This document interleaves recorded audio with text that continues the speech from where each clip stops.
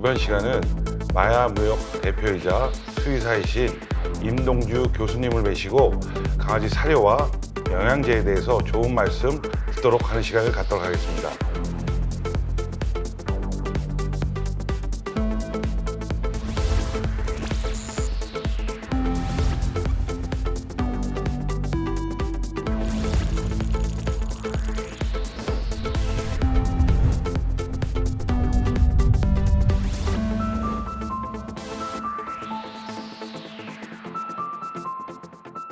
교수님 안녕하세요.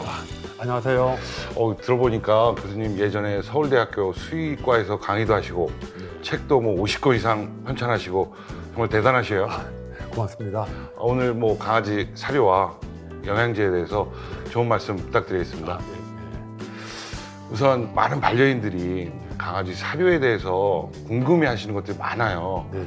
강아지 사료를 선택할 때 일단 우선 어떻게 해야 되나요? 일단 이제 우리가 사료를 나눌 때 연령에 따라서 우리가 스타터가 있고, 그다음에 주니어가 있고, 어덜트가 있고, 시니어가 있습니다. 그래서 스타터 뭐냐면은 젖대기 시작하면서부터 2개월령까지 먹이는 사료죠.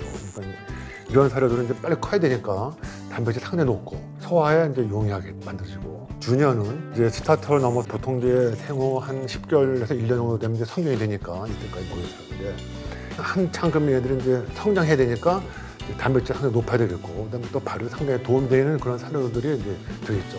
그리고 그 다음에 이제 어덜트인데, 어덜트 뭐냐면 이제 단백질체가 좀 이제 얕아지기 시작하죠. 이게 더 이상 이제 클 필요가 없으니까.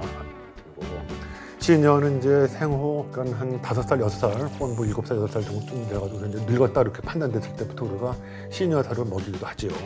시니어 사료는 단백질체가 더 얕은 사료를 말합니다. 네. 아무래도 이제 활동량이 칼로리가 얕은 거죠. 활동량이 적어지니까. 적어지니까. 그러면 혹시 저희 애가 2살인데 주니어 사료를 먹으면 안 되거나 혹은 스타터 사료를 먹으면 뭐 안 되나요? 그건 전혀 그렇지 않습니다. 그래서 이제 그 이유가 뭐냐면은 성경 이제 2살이 되나도 얘가 활동량이 많으면은 오히려 주니어를 먹게 되죠. 단백질 요구량이 많아지니까 그런 거고. 또 예를 들어서 이제 뭐 5살, 6살, 7살이다. 근데 임신을 했다. 이러면 또 필요한 영양소 요구량이 상당히 많아지기 때문에 오히려 주니어라든가 심지어 그 스타터를 갖다 먹이기도 합니다. 그러니까 꼭 그런 거 관계없고, 또 예를 들어서 보면 이제 그 사냥을 한다든지 힘든일을 했을 때는 아마 성견이라 하더라도 주니어 먹이는 게 원칙입니다. 네. 그렇군요. 아주 좋은 정보. 사료 보면 이제 알 크기가 네. 다 또 달라요. 네, 이렇게 네, 보면 네, 작은 네, 것도 네, 있고 네, 또 네. 큰 것도 있고. 근데 이제 일반 그 반려인들이 생각하시기에 사료가 너무 작으면 애들이 씹지 않고 막 삼키는 경우가 있거든요. 네. 그런 경우는 괜찮나요, 혹시? 그런 거에 전혀 관계없는 이유가 뭐냐면 이제 개는 또 사람하고 틀립니다. 사람의 침에서는 소화 효소가 나오는데 개의 침에는 소화 효소가 전혀 없습니다. 삼켜서 위에 들어가면 간단히 생각하시면은 용광로 정도로 보면 됩니다. 그야말로 차돌도 진짜 얘네들 갖다 소화시킬 수 있을 정도로 갖다 시키기 때문에 전혀 관계가 없어요. 그러니까 삼켜도 관계가 없고 크다, 사이즈가 작다 하는 것은 사실 전혀 관계가 없어요. 내 아이가 사료를 잘 씹어 먹었으면 그러니까 하는 주인이 그렇게 이제 생각하는 것뿐이죠.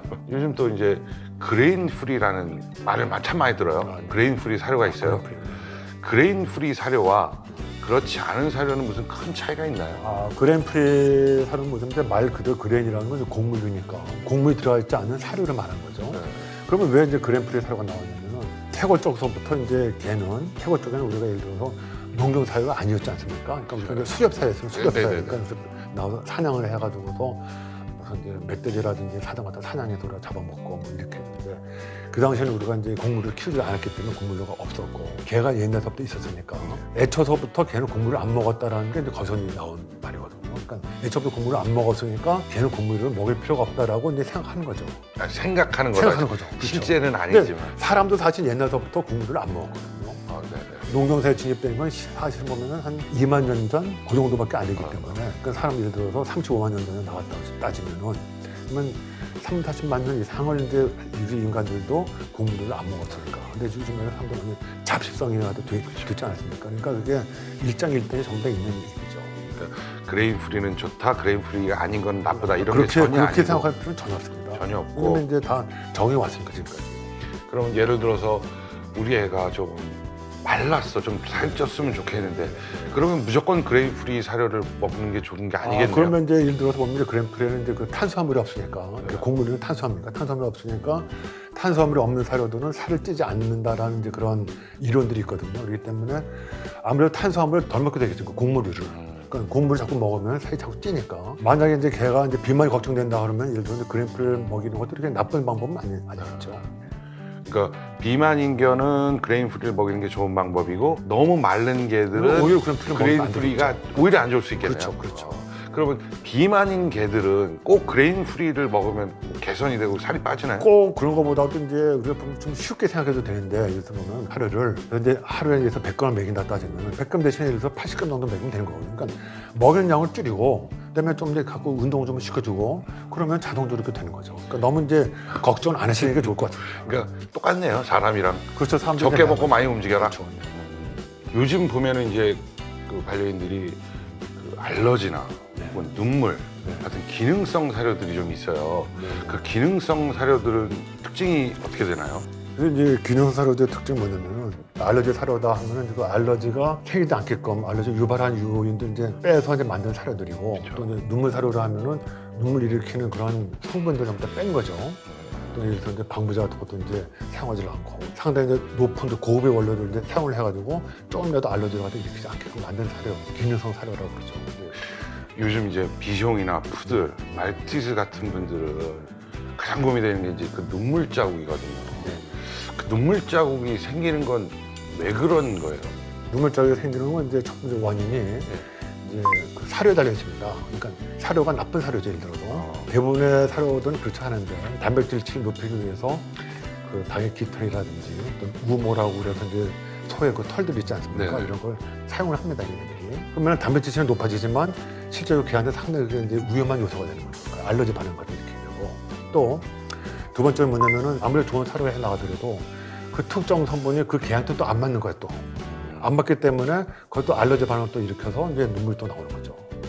그러니까 일종의 그러니까 눈물도 알러지 같은 눈물도 피부병 알러지입니다. 같은. 하나 더 말씀드리자면은 그 방부제 있지 않습니까? 방부제도 예를 들어 천연의 방부제, 그러니까 토코페롤 같은 천연의 방부제를 사용해야 되는데 그 토코페롤은 값이 좀 비싸니까 이제 토코페롤 대신에 싼 거, 그래서 이제 에토시킨이라든가 BHT라든가 BHA라든가 사용한단 말이죠. 그래서 사용하면은 그냥 거기서 민감한 반응 같은 일으켜서 민감한 반응이 바로 눈물로 나옵니다. 방부제 사용한 사료라든가 간식이 또 위험한 거죠.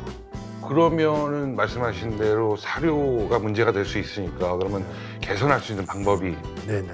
이런 거를 이제 우리가 막으려면 어떻게 막아야 되냐면 그러한 사료들을 이제 먹이지 말고 좀 이제 진짜 좋은 눈물 사료 골라서 이제 먹이는데 권장할 때는 어떠한 간식이라도 한 2달 동안 먹이지 말아요.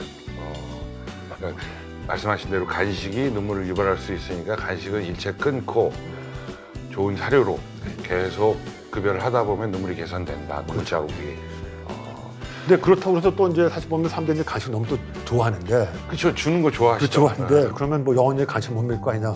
근데 천만에 말씀드렸는데 2달 정도 있으면 이제 완전 잡혀지니까 이제 2달이나 석 달 후부터는 이제 먹이고 싶은 간식을 이제 먹이는 거죠. 먹이고 만약 그때 눈물장이 또 나오기 시작하면 그 간식만 피하면 되는 거예요. 그러니까 그 방법들은 이제 해나가시면 되는 거죠.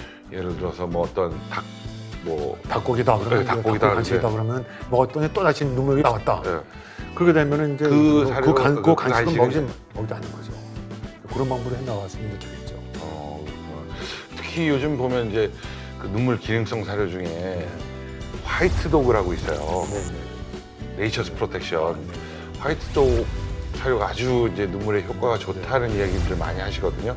그 화이트 도그에 대해서 좀 설명을 좀. 화이트 도그 사료는 이제 우리가 그 북유럽에서 나온 이제 사료인데 첫 번째 이게 다른 이제 눈물 사료인데 구분되는 거는 이제 그게 나쁜 사료를 먹였다든지 방부제에서 이제 체내에 독성 물질이 있습니다. 근데 이거를 이제 디톡시피케이션이라고 해서 그걸 디톡스 시켜주는 거예요. 독성 물질 제거시켜주는 거예요. 첫 번째로. 두 번째 뭐냐면은 알러지를 유발할 수 있는 어떠한 요인도 넣지 않는 거죠. 아까 말씀하신 뭐 그런 방부제, 안 좋은 방부제는 무조건 안 먹어요. 화이트 도그잖아요. 네, 그렇죠. 화이트죠. 하얀 게만 먹어야 되나요? 아니, 그게 이러면 이제 화이트 하면 보통 사람들이 깨끗한 걸 이제 생각하기 때문에 또 그런 거죠. 우리가 화이트 독이라고 해서 이제 뭐 흰색 털도 강화시킨다는 건 전혀 없고, 예를 들어 이제 검은 털 가진 프렌치 불독도 이제 이걸 잘 먹고 그런 권장을 많이 합니다.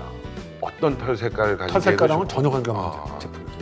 근데 제가 듣기로는 또 그런 이야기를 좀 들어본 적이 있어요. 화이트도그는 오래 먹이면 안 된다. 혹은 기능성 사료들은 오래 먹이면 안 좋다. 뭐 이런 이야기를 들은 적이 있어요. 그런 그거는 건 어때요? 이제 그런 건 이제 잘못된 그 오해죠, 오해.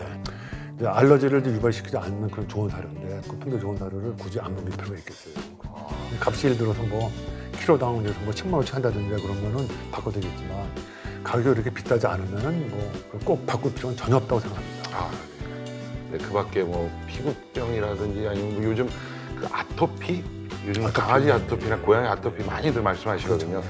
그 밖에 그런 알러지 같은 거에는 또 어떤 사료와 관계가 있을까요? 알러지도 이제 보면 우리가 이제 걔들이 그 센시티브하거든요, 애들이. 그러니까 네. 센시티브한 애들이 이제 알러지가 걸리고 예민하다. 그렇죠. 그러니까 센시티브 같은 애들은 이제 약간 그 센시티브한 그런 사료를 이제 먹게 되겠죠. 근데 기본적으로 알러지 하면 이제 그 개체마다 또 틀려요. 그러니까 어떤 개는 예를 들어서 뭐 양고기 먹으면 또 이제 뭐 체하고 양고기 먹으면 알러지 일으키고 또 어떤 개들은 또 닭고기 먹으면 이제 그렇다는 건데 그거에서 최대 공약수를 이제 만들어서 이제 된 사료를 갖다 먹게 되겠죠.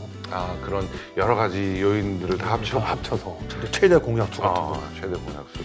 거기에 사료를 먹는 거 지겠죠. 역시 수의사님이시고 많은 경험이 있으셔서 너무 정보가 귀에 쏙쏙 박히고 좋은 것 같아요. 감사합니다. 아, 네. 지금까지 임동주 교수님을 모시고 강아지 사료에 관해서 좋은 정보 들어봤습니다. 다음 시간에는 영양제에 관해서 또 좋은 말씀 들어보도록 하겠습니다. 감사합니다. 다음 시간에 뵙겠습니다.